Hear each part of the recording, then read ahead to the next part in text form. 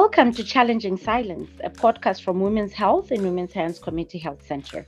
On this show, we are having much needed discussions about topics related to female genital mutilation or cutting with survivors, advocates, and community members. We're your hosts, Tomilola and Nanti. Challenging Silence is brought to you by the Flourish Project, made possible through funding from Women and Gender Equality Canada. You can listen to this podcast series on all major podcast listening platforms and our website, flourishaccess.ca. Please note that this podcast covers topics of a sensitive nature, including domestic abuse and violence. To ensure privacy and safety, some guests have chosen to remain anonymous. This podcast is age appropriate for 16 plus.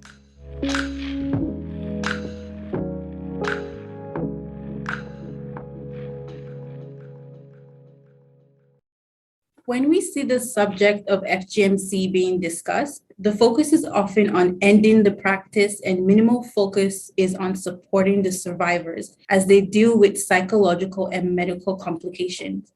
As someone once told me, we can end the practice, but we cannot end the people. In this quest, we should always consider the women and girls who have already experienced it. We can't forget survivors and their unique needs. In this episode, we will answer the questions: are Canadian healthcare providers equipped to care for and support the needs of FGMC survivors? Dr. Angela Deanne joins us today. She's an obstetrician-gynecologist here in Toronto with a special interest in caring for survivors of FGMC. Through education and multidisciplinary collaboration within the healthcare system, Dr. Deanne is working to improve the medical care of FGMC survivors in Canada. Welcome, Dr. Deanne, and thank you for joining us today. Thank you. It's an absolute honor and privilege to be here. Awesome. So our first question to you is, can you tell us about your work as a healthcare provider and your experience caring for FGMC survivors? Certainly. So I began actually as a labor and delivery nurse in the delivery room caring for women that were having babies. And that's where I really was confronted with the issue of female genital cutting for the first time. Witnessing these women come into labor and mostly around the topic of infibulation. And that presented a lot of challenges both for the healthcare practitioners and the women in labor. And so that's the place where this started for me in terms of wanting to acquire more awareness and knowledge and skill to properly address and handle these situations. After being a labor and delivery nurse for 7 years, I went on to become an obstetrician and gynecologist. And through that process, I did more study and reading around the topic of FGC and started to see more patients and really realized that our healthcare system, unfortunately, really wasn't adequately meeting the needs of those that had experienced cutting. And it wasn't for a lack of empathy or compassion, but it was just purely a lot of the times a lack of knowledge even about the topic. Mm-hmm. So really started to appreciate the silence around the issue of cutting.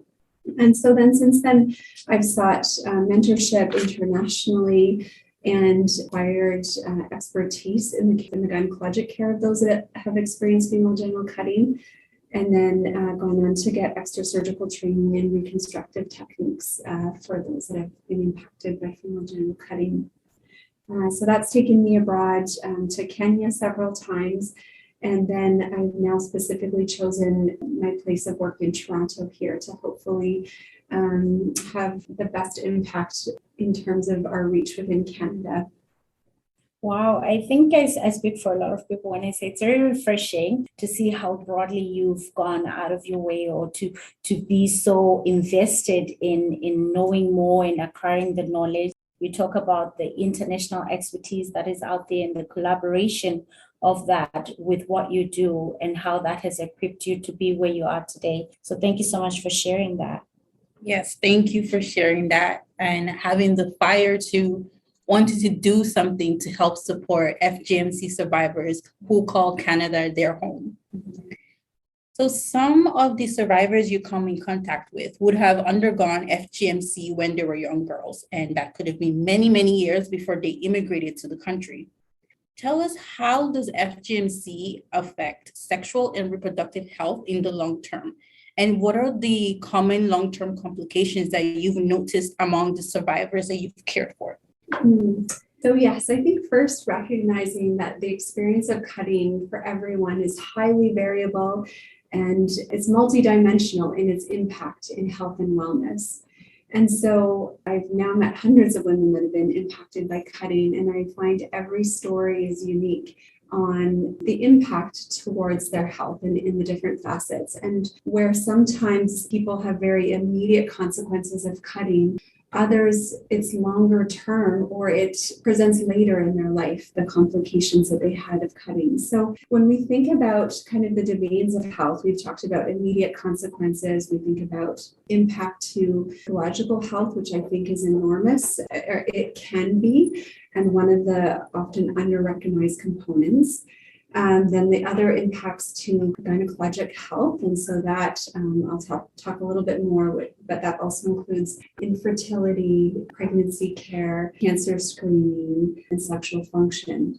So when we think about sexual function, we know, first of all, that sexual experience is quite mediated by cultural context and our relation to our own bodies. I mean, it's hard to measure, but we do know there's major components of anatomical and cognitive and relational. It can be very complex how the sexual complications arise for those that have experienced female genital cutting. But when we do study this, we know that those that have been cut have decreased rates of sensation, arousal, and orgasm, decreased ability for vaginal lubrication, and then increased rates of pain with intercourse, something called dyspareunia, and then can have repetitive genital trauma with intercourse or sex because of tissue damage or inelasticity, and then overall decreased satisfaction with body image and genital self-image.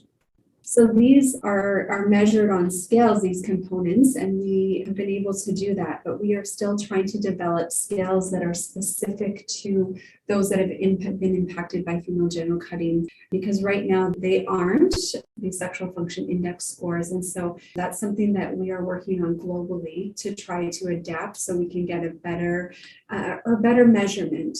In terms of other issues, so we know infertility can be higher, so the ability to achieve pregnancy. And often there can be issues with penetrative intercourse, especially in the setting of infibulation. So that's the type 3 that we talk about with the World Health Classification, where there's a seal across the vulva. And so that's something that can be open with deinfibulation, but we know that that can be a complicating feature for some women. And then a lot of the other issues that I see are long-term chronic vulvar issues of recurrent infection, so urinary tract infection, vulvar, vaginal infection, sometimes difficulty passing menstruation, and then vulvar abscess and cyst formation. Because sometimes that tissue's been damaged, we see cysts form at higher rates than somebody that wouldn't have cutting.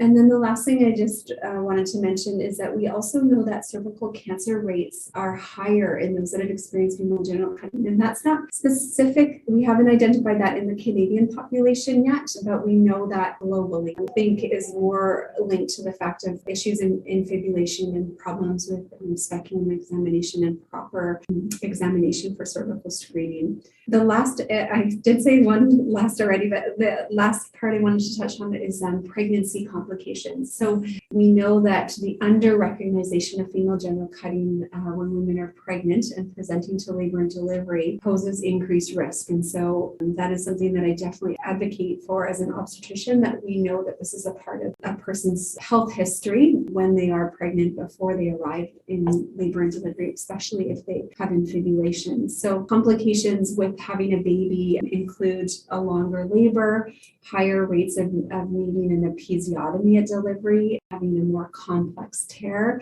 needing an assisted delivery, that would be like a forceps or vacuum, or needing to have a C-section, and then having higher rates of bleeding after the baby. So there's quite a few impacts to health that we kind of need to be aware of. And as a gynecologist, these are all areas of interest that we're working on improving. Thank you for that. The short and long-term complication is unique for each survivor. And you're right in we need to have more focus on that here in Canada. And thank you for touching on the different aspects of women's health: sexual, reproductive, pain, gynecology, and urinary health. These are all aspects that are important for a woman's health and well-being. Thank you for elaborating on these consequences. And for our next question, to address the long-term complications with survivors experience, they require support from OBGYNs, midwives, and mental health counselors. There is no shortage of these service providers in Canada, yet the needs of the FGMC survivors are not being met. Why do you think that is? Is it that Canadian healthcare providers are not equipped to support FGMC survivors? Yeah, thank you for acknowledging this. I think there's quite a large gap that exists between the needs of those that have experienced female genital cutting with our current state of Canadian healthcare. And I think a lot of healthcare practitioners are truly underprepared to address these needs. And that is not often a fault of their own, but just a product of our system of not having adequate training within our health professions. So that's across nursing, midwifery, medicine, obstetricians and gynecology as well. So I think we've identified this in many studies now, and including a Canadian study that I led around this issue of identifying that we have this gap. And so then the why of it and how are we going to fix this, I think is what we're here to focus on, which is really important. And I think that is, there's a piece about awareness that this is a Canadian issue, that there are Canadian women that have had female genital cutting. It is really important for people to acknowledge, and that's often something that's not fully known.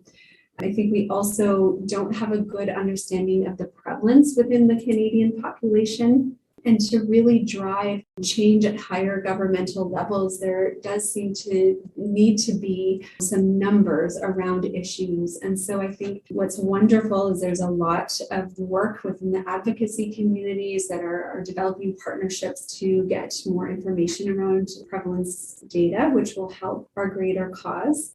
We need to kind of really bring a lot more robustness to our education of healthcare practitioners and providing modules and lectures and experience that also includes the voice and the narratives of survivors for healthcare practitioners to learn. Because I think another part about this issue is that it's not a well-known issue, and then as a medical practitioner, you don't have a lot of exposure to it. And so I think trying to develop education in a way that will give exposure through story and toolkits and modules so that when they are faced with the person in front of them that's experienced this, they have had exposure in other ways, as the volume of it isn't always there.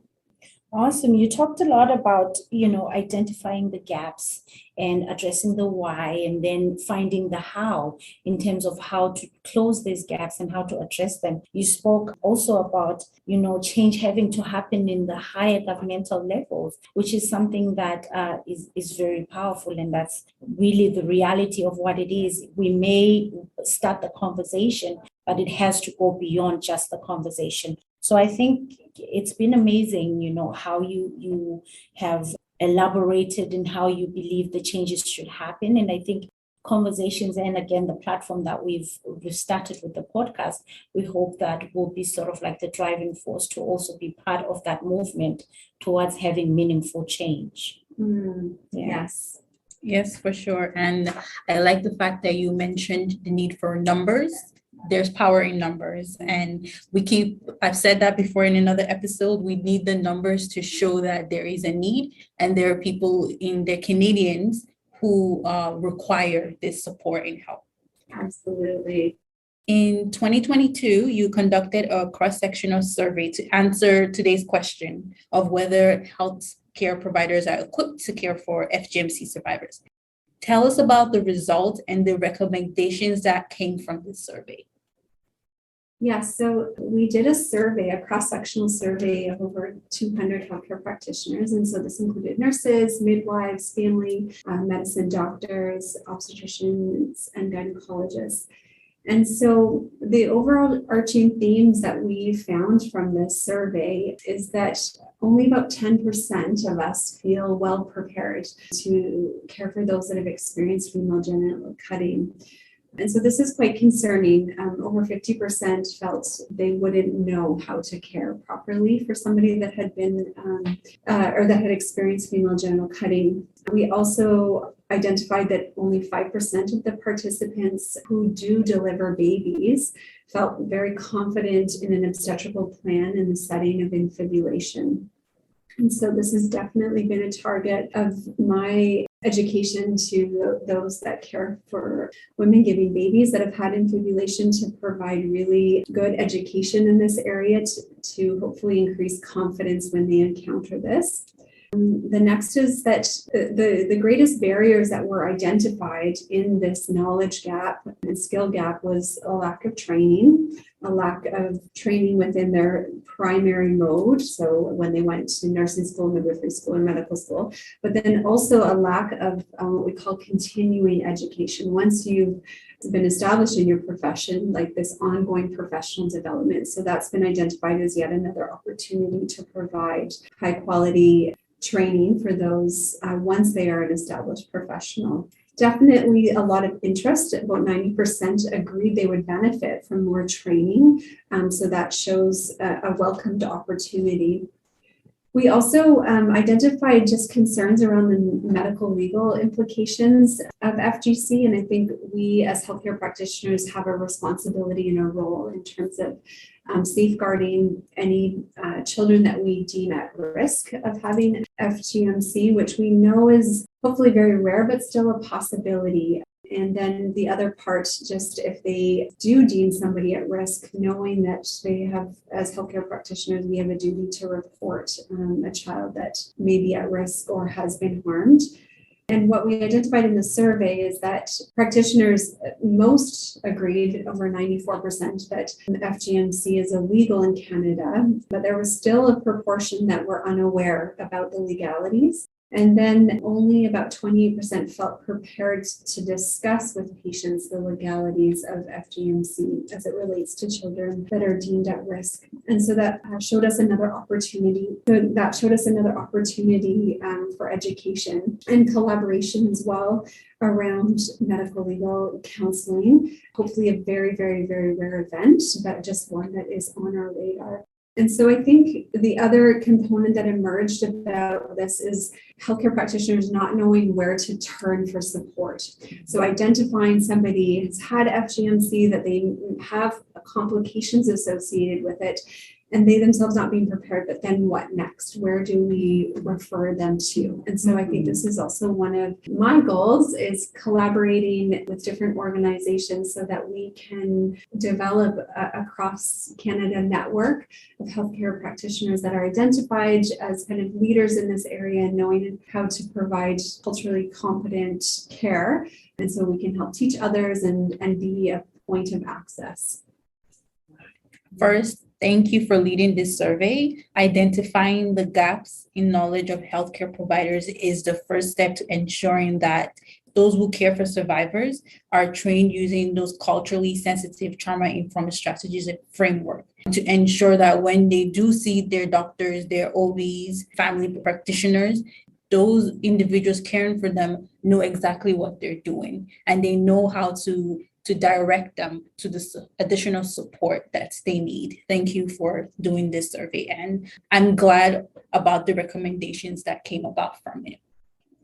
And our last question to you is, what tips will you give to other healthcare providers about communication when bringing up the topic of FGMC with your clients for the first time? So this is a really important question, I think. And what I would say, just starting broadly as a healthcare practitioner, When we find a challenging scenario, it's often that we want to retreat. And so I would encourage always just that kind of leaning in, that when we identify this as either challenging for us or challenging for this patient or for both of us, that we really do our best to try and engage, even though it's uncomfortable. So we know that patients have reported dissatisfaction with their care, and this has been well documented on a Canadian level by Dr. Commerce even as early as 2000. And so we really do have a duty to improve this. And so I think this is within all of us as healthcare professionals to approach this professionally with sensitivity and respectful inquiry. I think obviously ensuring confidentiality and privacy is very important. A person-centered approach is paramount, one where we acknowledge and honor the intersectionality and the diversity of lived experience. Mm-hmm. And so that comes back to, like, female genital cutting for some people is not an issue. And so we can't get very narrow focused about that, but we always have to bring it back to how is this impacting you and your wellness and your quality of life, and focus in on the lived experience for that person that's right in front of us. A trauma-informed approach is also really important. And this is like other, trauma events that patients or people have. And so I just broaden it to include FGC as a possibility. Establishing trust is so important. And that is something that, is only gained truly through established relationship. And so I really believe that this cannot, in the current state of our medical system, where it can be very transactional and it's a very quick one-time experience, I think we must allow for multiple appointments, for follow-up visits. I really also believe just giving the options of, a physical exam on another visit, but always that opportunity of flexibility around how we carry out our assessment with the focus on this trust building aspect. The cultural competency is so important, and it's something I'm learning still every day and continue to work on. But just that we have a non-judgmental approach, that we really challenge the myths around FGC, and there's lots of great articles on that, and Flourish has that in your toolkit as well, so that we really don't perpetuate myth and be aware of our own biases.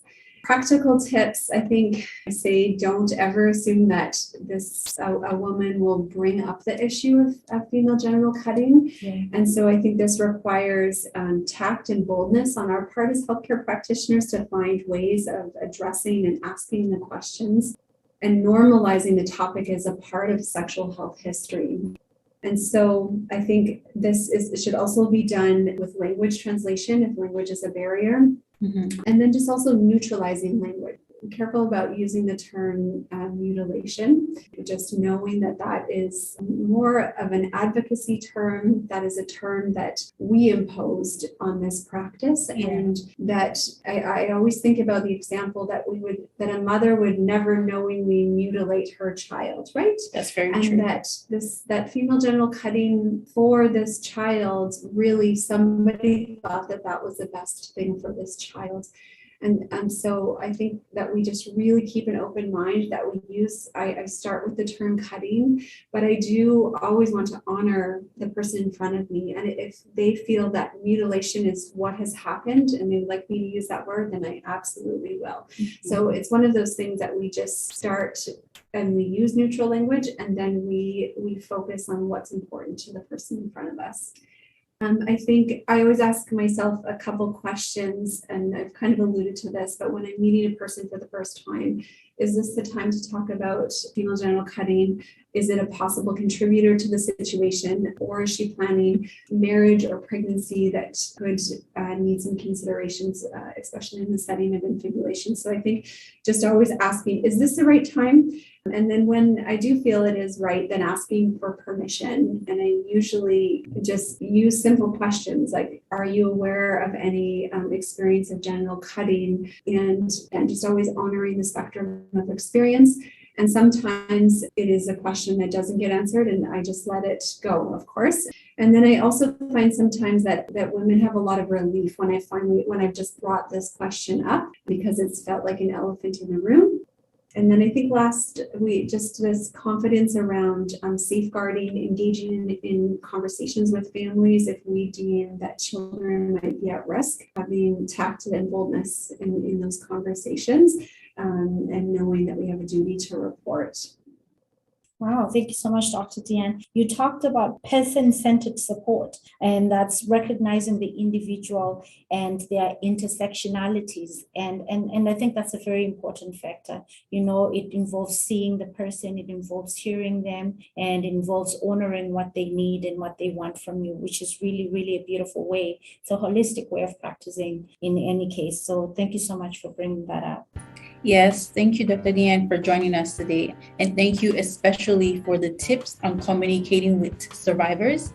Thank you for being an advocate within the Canadian healthcare sector for the women and communities impacted by female genital mutilation or cutting. We can agree that healthcare providers need more awareness, training, and resources so as to provide efficient care and support to survivors of FGMC. The Flourish Project and FGM Canada Network and other organizations alike are doing their part to strengthen support systems by educating service providers. But I think provincial-wide training from medical association will also be beneficial. Thank you for joining us again. Thank you. And thank you so much for your work in this community, and thank you for welcoming me. And thank you for continuing to advocate and also teach us healthcare practitioners, because I think that this needs to go both ways, that we learn and grow from each other to better provide support. So thank you. Awesome. Continuing this conversation about the needs of FGMC survivors. In the next episode, we'll focus on gender-based violence and survivors' mental wellness. See you next time.